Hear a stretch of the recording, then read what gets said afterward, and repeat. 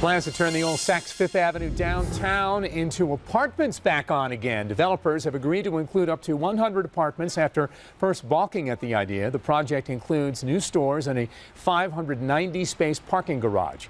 The zoning board expected to give its approval later this week. And speaking of development, for years the old Edge restaurant stood right on top of Mount Washington. There was talk of a 5-star hotel with grand ballrooms and a spectacular view of the city. But Gordon Lesh has uncovered a big change in plans here. It's a prime location on Mount Washington with a spectacular view of the city and rivers. But 5 years after this $100 million 5-star hotel and condominium complex was first proposed, the land sits empty. Totally shocked and disappointed.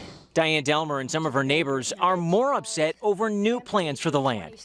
Instead of a 24-story high-rise, the developer has now submitted this: 4 7-story buildings. No hotel or condos, but instead 300 apartments and a restaurant. To me, that it's a significant change. Whether it's a significant change for the better remains to be seen. Developer Bo Beamsterboer told me by phone today that the economic collapse in 2009 changed the way the banks lend money, and even years later, he still can't get financing for the original project.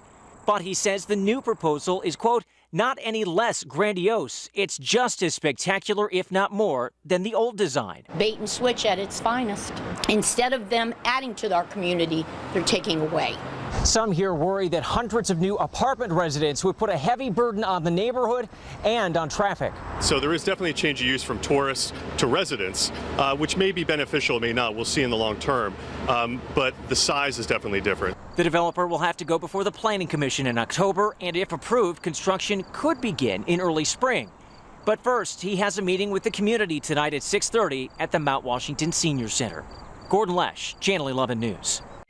And the developer says he is confident he can get financing for the apartment project and is partnering with Morgan Management, a local company with experience in rental developments.